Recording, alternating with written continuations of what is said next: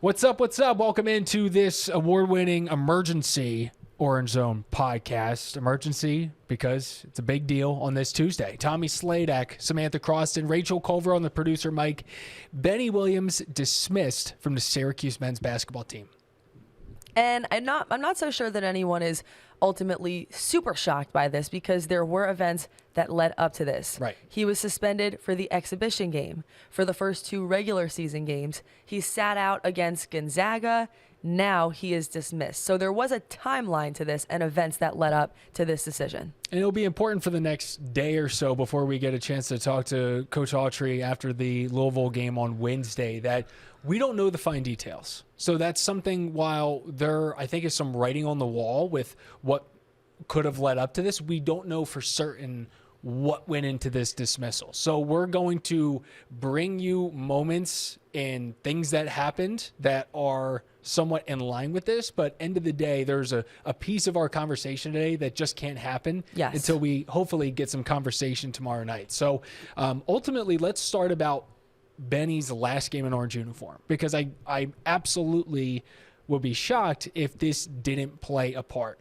Not only did we have Red Autry have a fiery press conference where he was embarrassed, he apologized to the fans in the school for the performance and said it would not cut it moving forward. Monday's press conference, he said, if I've got to play walk-ons to get you to play the way I need you to play, then that's what's going to happen. Benny Williams in that game ended up getting teed up for, I believe, a frustration foul. I don't remember the call exactly, but he threw the basketball out of bounds pretty aggressively. He gets teed up. As he's going to the bench, he bumps shoulders with Adrian Autry.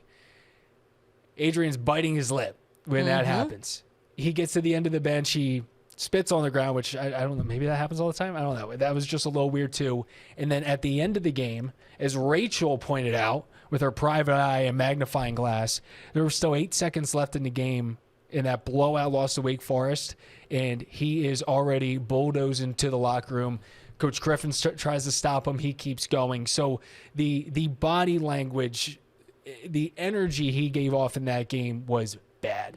I mean, listen, the shoulder bump was strange, and that was one thing, especially because after they bump, if you actually look at Coach Autry's face, he's almost like smirking a little bit. I think it was more like a you know what I mean? Like a done it kind of thing. Yeah. Right. Like a mad smile. Yeah. We're not going to speculate, but with 8 seconds left in regulation leaving, that sticks out to me more as something very, very strange is going on, because as we all know, that is a very standard practice to wait until the end of the game and both teams shake hands and everybody does it no matter what. Right. And to see that the coaches tried to grab him and say, hey, listen, we're all going to do this right now, you could tell that was a blatant, I am not going to do that. And there was a point of contention during that moment. Big time. And let's bring it back to, the beginning of the season. There was, this wasn't just out of thin air. We had that suspension beginning of the season for a violation of team rules. We didn't learn more than that. Sits out Gonzaga.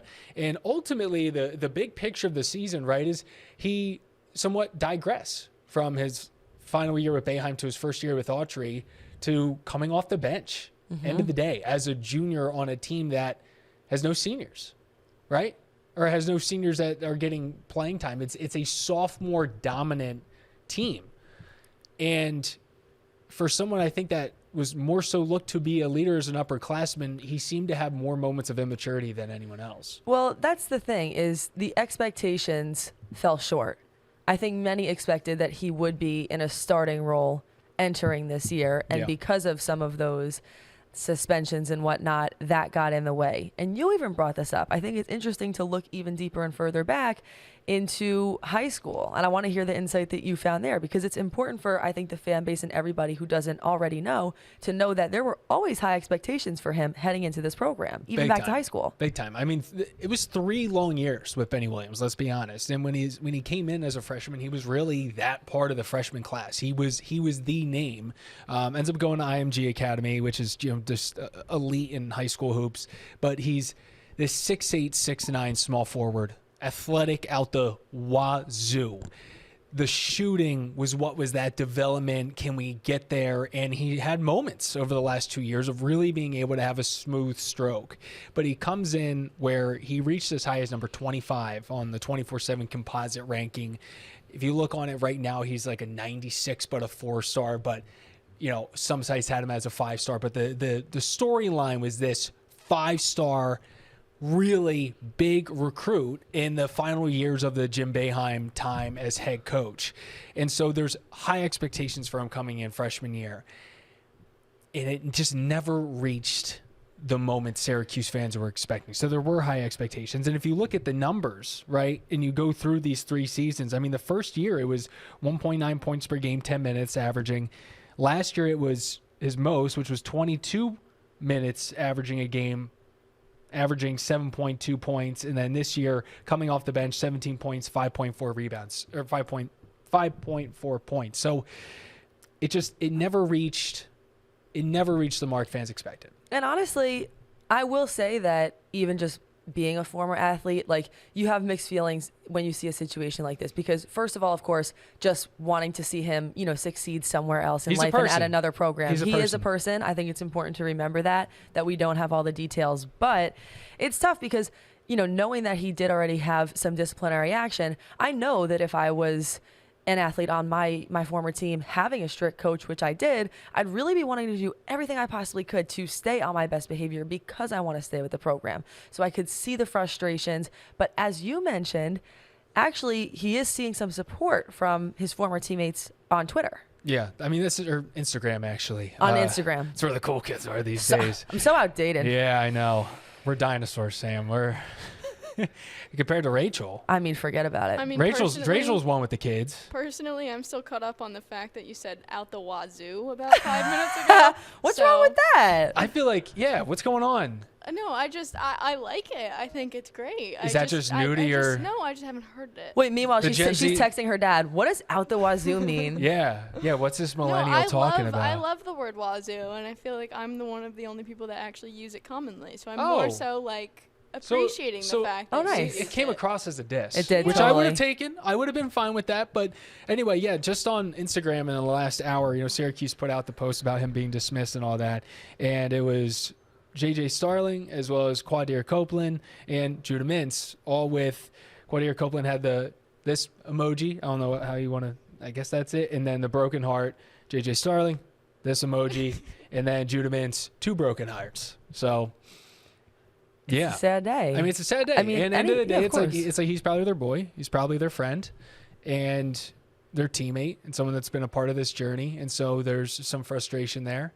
And beyond that, I mean, at some point, has to be said, he was also, whether he was, starting or not, like, this is a guy who really was a contributor to Syracuse basketball, even just from a height standpoint alone. And Definitely. For that, I do want to bring in Rachel Culver because I want to see what she thinks about what do they need to do now? How do you fill that? And what's going to be the problems moving forward? Yeah, it's a significant loss just in the sense that he is 6'9", the depth, the size at the power forward position, you're going to have to see guys step up and play that 4 position. It's probably going to be, Chris Bell, Justin Taylor? I think Quadir Copeland ends up coming in more. Yeah. And he's probably forced to go to the 4, which is crazy. Yeah. I mean, actually, Mike Waters broke up Peter Carey. Yeah, Peter Carey, too. Mm-hmm. And that's going to be interesting to see how this plays out. And I think we almost have seen it already, right? Because Benny was coming off the bench and didn't get a lot of minutes against Wake Forest, but we're seeing the issues that can come when the height's not matching. And you did speak with Mike. I think this is a good time to bring in Mike and have him talk about a few of the questions he spoke with you about. I agree. Listen, I want to just thank him again for his time. And I thought that Mike today was able to bring some really good insight into not only what this Syracuse basketball program now needs to make up for, but also his insight on what this statement says as far as Adrian Autry is concerned in his first year, and as far as just understanding the importance of knowing what you don't know. Here's Mike. I wanted to know, in your time covering this program, for our viewers to understand, how frequently or infrequently would a situation like this happen? Has a situation like this happen? Yeah, situations like this have happened over the course of time. Jim Boeheim in his career had times when he had to suspend a player, and sometimes it was for an undisclosed amount of time, might end up being a game or 2 or 3. Sometimes it was longer than that.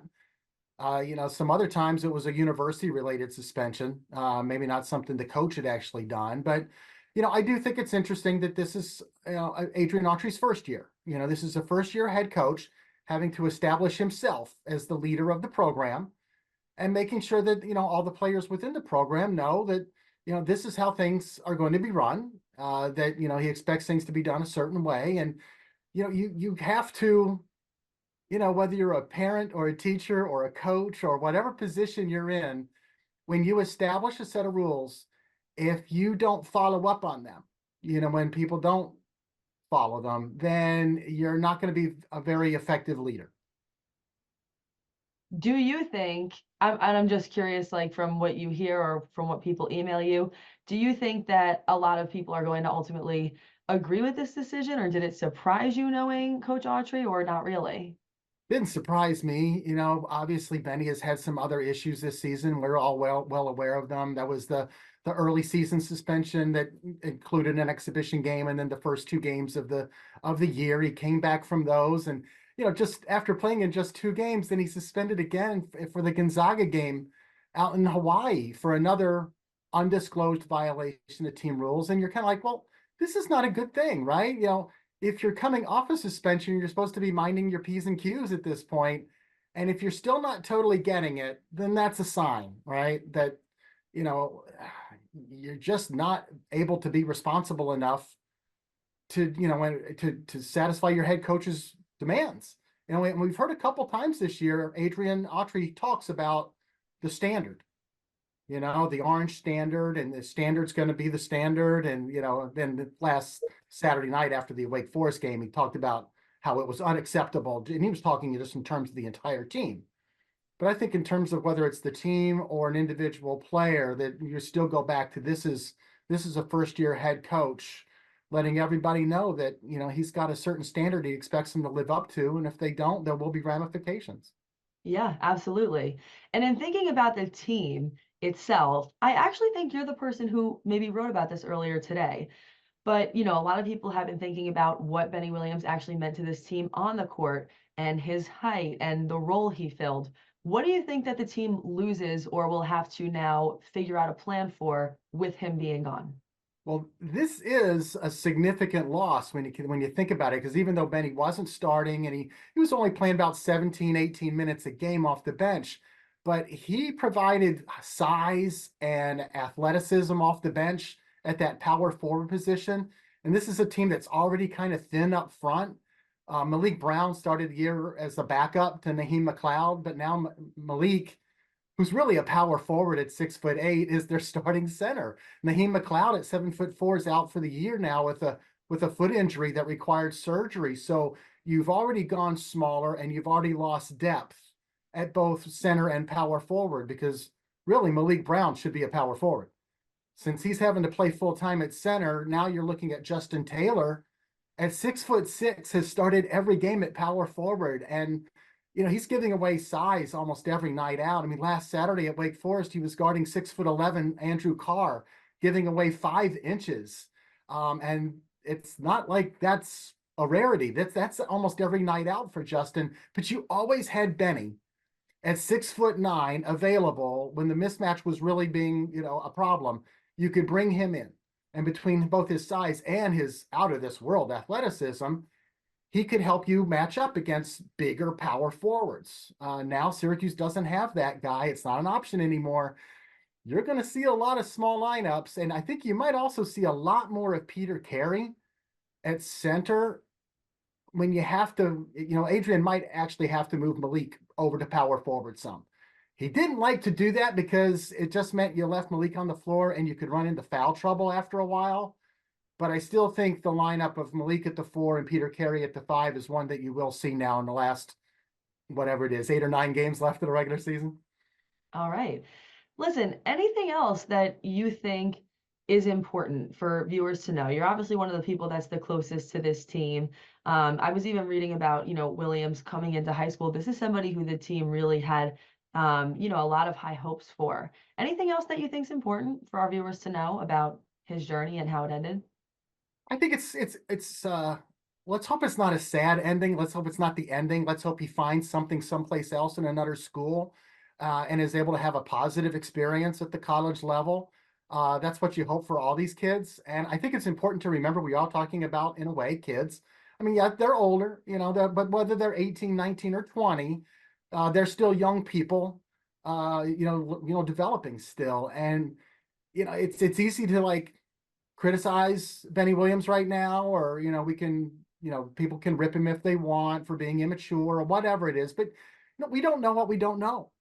We don't know what's going on with Benny, and I think we need that. That's like a most important thing to remember, that we are still talking about a person here, and teammates that care about him, the coaches still care about him, his parents still care about him. So we'll have to see where Benny's life takes him from here. But I hope he is able to like carve out a positive ending somewhere else.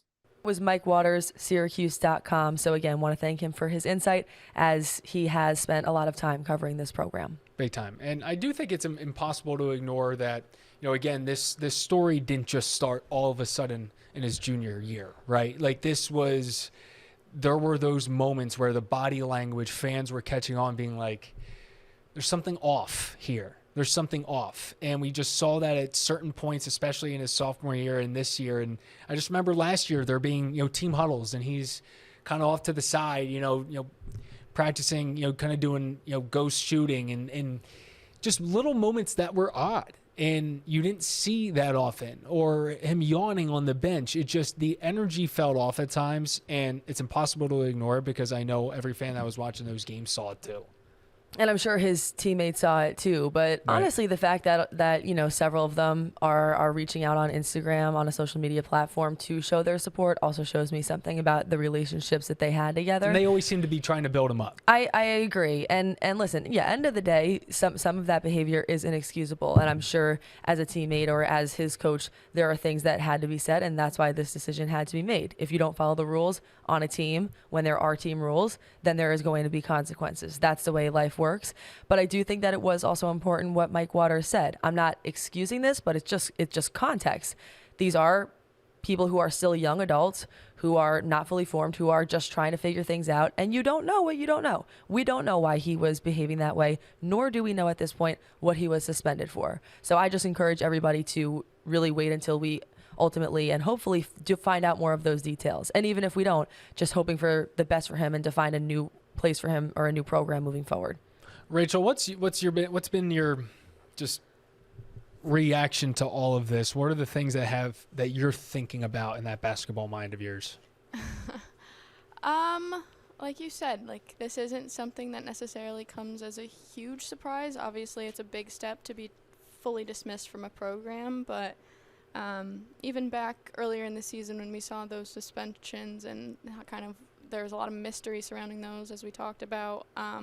I did an article where I kind of just sat down and looked at the landscape of basketball and how different coaches are handling these situations and what kinds of different situations that we're seeing constantly across the sport. Right. And in terms of Adrian Autry, Sam even mentioned this when we first recorded back in November when those suspensions were still active. It is a very cut and dry way of Adrian Autry showing not only his team but future recruits, fans, what his expectations are for this team. And if for whatever reason Benny was not meeting those expectations, I think it's a strong and commendable move from Autry to just be able to make that decision moving forward. We're at the crossroads in the season, right? Like this, a lot of teams have that moment that they can look back to. This is Syracuse's right now. No, I have to say, I agree with Rachel. I think that when you're a coach in your first year, not only has Autry been helping to try and establish this team's identity, but he's also trying to establish his own identity as a head coach. And I do think it sends a strong message to say, these are the rules.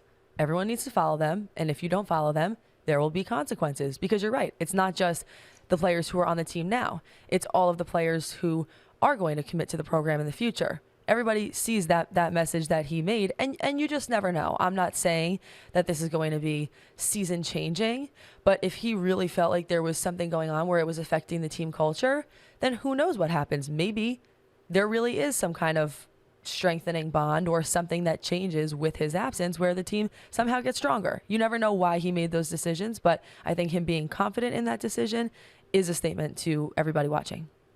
Any final thoughts before our show on Thursday? I don't think so. Yeah. I was waiting for Rachel just to see. I was waiting to see if Rachel had any final thoughts. I mean, I always have thoughts, but how much time do we really have? You know. I mean, give us your thought. Give us your 60-second ultimate breakdown. Okay, I guess I love the support that he's getting from from his teammates coming out of this. I just hope that support is something that they're able to separate going forward in this season. Like we can love Benny, we can appreciate what he did for this program, but in reality, you also are in not a great space in terms of a tournament bid, ACC tournament standings, those kind of things. You really hope that like this doesn't become a distraction and they can kind of focus in going forward. They don't have much time to react to it, right? No, it goes down tomorrow night. They really don't. Honestly, yeah. My final thought is just really in looking ahead, his dismissal is going to leave Syracuse with a lack of depth and a lack of size. And I think now if you're Coach Autry or anyone on this team, you have to think about moving forward. All right, what can we do to fix this? And I think you just have to be able to look ahead as a team collectively. I wish they could grab a free agent before the trade deadline, make some moves. Right? Who knows? Maybe that's coming, mid-season transfer. We'll find out. I don't know. We'll see. But hey, Samantha Croston, Rachel Culver, I'm Tommy Sladek. Thank you for following us. Thank you for listening. If you're watching on YouTube, thank you. Make sure you're liking, commenting, subscribing, and we will be back with Lawrence Moten hopefully on Thursday to do more of a recap from Louisville and also bring you reaction from Autry, who we are hoping really gives us something to work with here and some details. All right, we're out of here. Peace.